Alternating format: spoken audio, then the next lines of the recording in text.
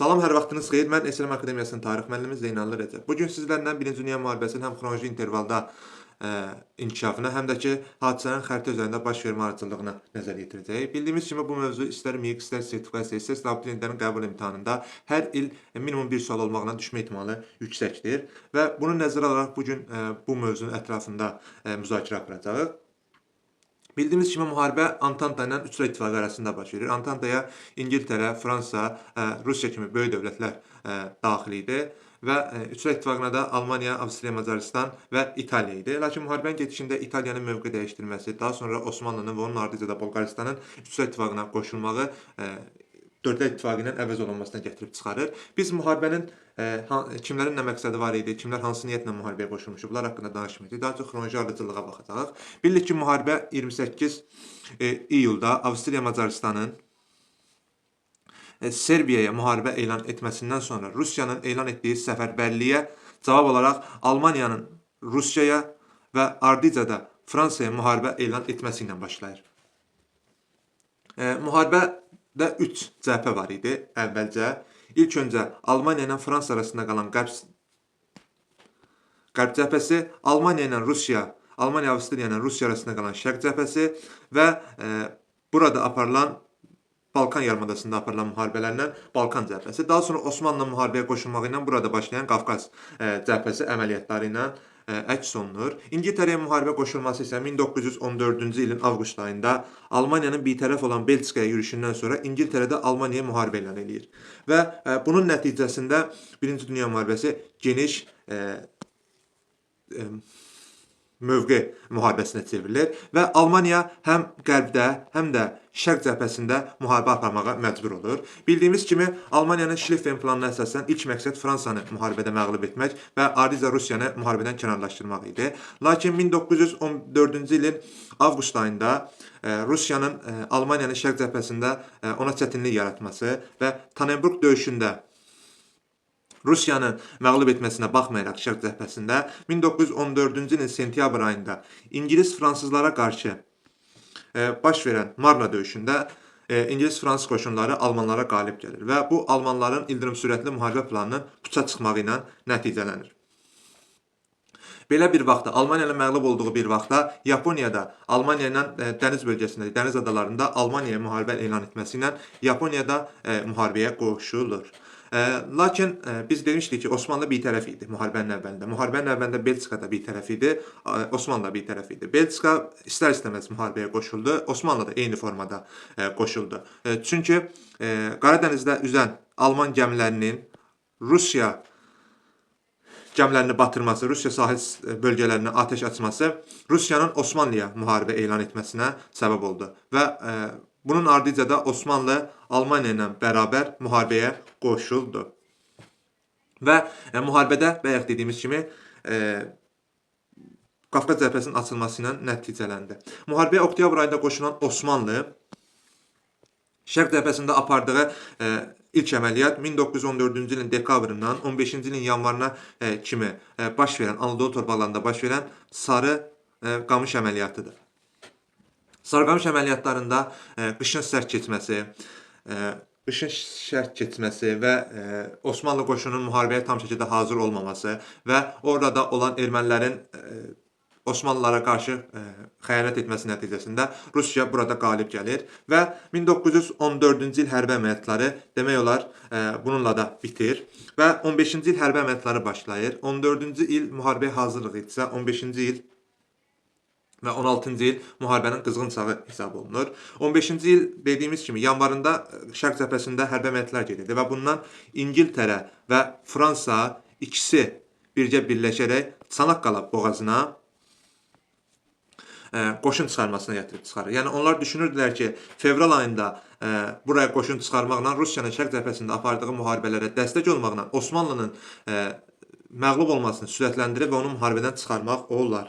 Lakin bir ilə yaxın davam edən, 11 ay davam edən bu döyüşlər nəticəsində 1916-cı ilin yanvarında İngilis-Fransız qüvvələri və İngilis-Fransız qüvvələrinin daha doğrusu İngiltərənin dominionlarla Yeni Zelandiya və Avstraliyanın birləşmiş qüvvələri təkcə dəniz döyüşlərində yox, 15-16-cı illərdə baş vermiş quru döyüşlərində də, yəni bu sahillərdə baş vermiş döyüşlərdə də məğlub olurlar. Və hətta Çanaqqala döyüşlərində biz Cənubi Azərbaycandan və Şimali Azərbaycandan gəlmiş könüllü dəstələrin də burada iştirak etdiyini görə bilirik.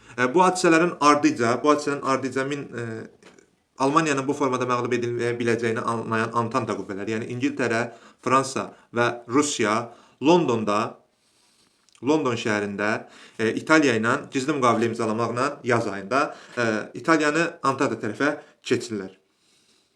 Lakin 1915-ci ildə bu hadisə belə Rusiyanı almanlarla döyüşlərdə qalib gəlməsinə bəs etmir. Çünki 1915-ci ildə aparılan ruslarla döyüşlərdə ruslar məğlub edildi. Lakin Rusiyanın birtərəf şəkildə müharibədən çıxarılmasına bu bəs etmədi. Almaniya, Avstriya və Osmanlı İtaliyanın yerini doldurmaq məqsədi ilə 19-un payızında Bolqaristanın da müharibəyə daxil olması ilə yeni bir ittifaq Almaniya, Avstriya, Osmanlı və Bolqaristandan ibarət dördlər ittifaqını yaradırlar. Bundan başqa olaraq Almaniya 1915-ci ildə yeni iki silahdan istifadə edir. Hər ikisi İngiltərə üzərinə baş verir. Lakin bunlardan biri sualtı qayıqlardan istifadə etməsi, dənizlərdə xlorlu qazdan, yəni zəhərli xlor qazından istifadə etməsi Belçika ərazisində baş verir. 15-ci il hərbi əməliyyatları demək olar ki, mövqe müharibəsi ilə xarakterizə olunurdu. Lakin 16-cı ildə müharibənin miqyası daha da genişlənir. Hətta 1916-cı ilin 15-ci ilin sonunda başlayan, lakin hərbi əməliyyatların genişlənməsi 16-nın əvvəllərinə təsadüf edən Kutul-Əmarə döyüşü baş verir. Kutul-Əmarə döyüşündə İngilis qüvvələri dəniz yolu ilə Osmanlının Bağdad ərazisinə çatmış və Bağdadda burada Hindistandan gətirdiyi qüvvələr nəticəsində Bağdadı ələ keçirməyə çalışırdı. Lakin Kutul-Əmarə döyüşü 16 aprelinə kimi davam etdi və bu döyüşlərdə Osmanlı qüvvələri qalib gəldi. Bayaq dediyimiz kimi 16-nın əvvəlində, yəni yanvar ayında Çanaqqalada da Osmanlı qalib gəlmişdi. Çanaqqalada və Kutul-Əmarədəki məğlubiyyətlərin qisasını almaq üçün İngiltərə və Fransa Birləşmiş Qüvvələri Verdəndə, yəni fevral ayında 10 ay davam edən döyüşlərdə Almaniyanın qarşısına çıxırlar. Lakin bu döyüşlərdə tam şəkildə qalib gələ bilməsələr də Almaniyanın irəliləməsini dayandırırlar və hətta Verden döyüşündə əldə etdiyi uğurları davam elətdirərək bunu Soma döyüşündə Almanlara qarşı ilk böyük hücum əməliyyatına başlamaqla da davam elətdirirlər. Lakin bu döyüşlərdə ilk dəfə olaraq ingilislər tərəfindən tanklardan istifadə olunur və Verden və Soma döyüşləri Almaniyanın qərb cəbhəsində olan hegemoniyasını itirməsinə gətirir. Yəni təşəbbüsü artıq qərb cəbhəsində itirməyə başladı Almaniya. Bu Almaniyanın ikinci dəfə strateji məğlubiyyəti idi. Çünki ilk dəfə Marnada məğlub olmuşdu. Verden və Soma döyüşlərində aldığı Almaniyanın məğlubiyyəti bəs etmir. Ardıca may ayında Verden və Soma'nın arasında, yəni fevral ayında Verden baş verib, Soma isə iyul ayında, yay aylarında baş verib. Ondan əvvəl may ayında Jutlandiyada dəniz döyüşlərində də hər iki dövlət nə qədər çalışsa da qalib gələ bilmirlər. Mayın 31-də başlayıb, iyunun 1-də sona çatmışdı. Müharibənin gedişinə təsir etməyən digər hadisələrdən biri də Rumıniyanın 1916-cı ilin avqustunda Antanta tərəfdən müharibəyə qoşulmasına baxmayaraq ilin sonuna kimi, yəni 1917-nin sonuna kimi Almaniya və Avstriya Macaristan Birləşmiş Qüvvələri tərəfindən məğlub edildi və 1918-ci ilin mayına kimi hər hansı ciddi hərbi əməliyyatlar aparmamış və mayında müharibədən çıxmışdı. 17-ci il hərbi əməliyyatları daha sonra fevral inqilabının baş verməsinin 16-cı il daha doğrusu hərbi əməliyyatları 17-ci ildə Rusiyada fevral inqilabı baş verməsindən sonra hərbi əməliyyatlarda müəyyən qədər səngimələrə yol verir. Çünki İngiltərə və Fransa onsuz da mövqe müharibələrinə keçmişdi artıq Almaniya ilə. Rusiyada 17-nin fevral və oktyabr inqilabları onun müharibədə çətin vəziyyətə saldı. Bunu görən ABŞ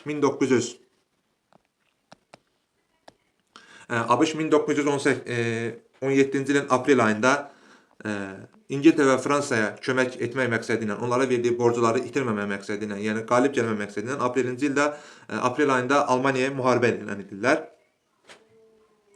17-ci ilin hərbi əməliyyatlarında ABŞ-ın qoşulmasına baxmayaraq Almaniya və Avstriya Birləşmiş Qüvvələri İtaliyanı müharibədə tam şəkildə məğlub edib, onu darmadağın edirlər. Biz dediyimiz kimi 17-ci ilin oktyabrında Rusiyada fevral inqilabı baş vermişdi və hətta 17-ci ilin dekabrında Qafqazda Osmanlı ilə Ərzincan sazişinin imzalanması ilə Şərq cəbhəsində də hərbi əməliyyatlar bitmişdi. Və hərbi əməliyyatların bitməsi, oktyabrda hakimiyyətə bolşeviklərin gəlməsi 1918-ci ilin martın 3-də Rusiyanın Almaniya ilə Brest-Litovskdə separat sülh imzalaması ilə müharibədən geri çəkilir. Bu, Almaniyanın Şərq cəbhəsində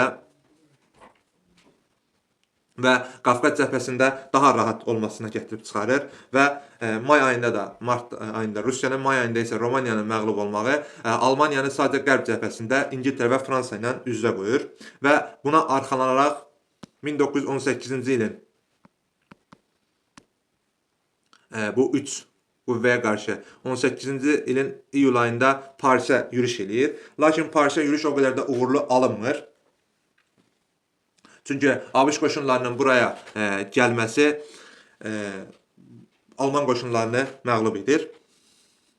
Bir də ki, ABŞ qoşununda bu dövrdə xəstəlik var idi və Avropaya daxil olduqdan sonra bunun da Avropaya yayılması nəticəsində müharibədən də daha böyük təsirə malik olan qripin yayılmasına səbəb oldu. Lakin müharibə edən dövlətlərdə qriplə və ya xəstəliklərlə bağlı hər hansı bir məlumatın çap olunması qadağan olunduğuna görə bu iş müharibədə bitərəf olan İspaniyanın üstünə düşür və İspaniya bu qrip haqqında ilk məlumatı verir və bunu xəbərin İspaniyadan yayılması bunu İspan qripi adı ilə tarix səhnəsinə çıxmasına səbəb olur. Daha sonra isə iyulda Parisdə məğlubiyyət, sentyabrda Bolqaristanın, oktyabrın sonunda isə Osmanlının Mudrosda sülh müqaviləsi imzalanması və müharibədən çıxması Almaniya və Avstriyanı çətin vəziyyətdə buraxdı və hətta noyabrın 3-də Avstriya Macaristan da müharibədən çıxdı və bu məğlubiyyətlər 1917-ci ildən başlayan dövlətlərdəki üsyanlar daha da dərinləşməyə başladı və Almaniyada monarxiyanın devrilməsindən sonra noyabr ayının 11-də Almaniyadakı respublika quruluşu Kompiy meşəsində Fransa, İngiltərə və ABŞ ilə müqavilə imzalaması ilə müharibədən çıxdığını elan edir və bu da Almaniyanın müharibədən çıxması ilə Birinci Dünya müharibəsini sona çatdırır. Müharibə dövründə baş versə də müharibəyə aid olmayan bir hadisə var ki, o da 1915-ci ilin aprelində ermənilərin Vanda qiyamı idi. 1915-ci il qiyamı burada Yəhudi və Yunanların da müəyyən qədər məhv edilməsinə gətirib çıxardı ermənilər tərəfindən. Yəni onların da türklərlə yanaşı Yunan və ermənilərə də, Yunan və Yəhudilərə də pis təsir göstərdi. Buna cavab olaraq 1915-ci ilin aprelin 24-də Osmanlı ermənilərin buradan köçürülməsi barədə qərar vermişdi. Bu da müharibə dövrünə aid olmasa da müharibənin illərində baş vermiş hadisədir. Çünki erməniləri burada Antanta qüvvələri təhrik edirdilər ki, Osmanlı müharibədən çıxarsınlar. Bu qədər inşallah ümid edirəm ki, açıqlayıcı olmuşdur.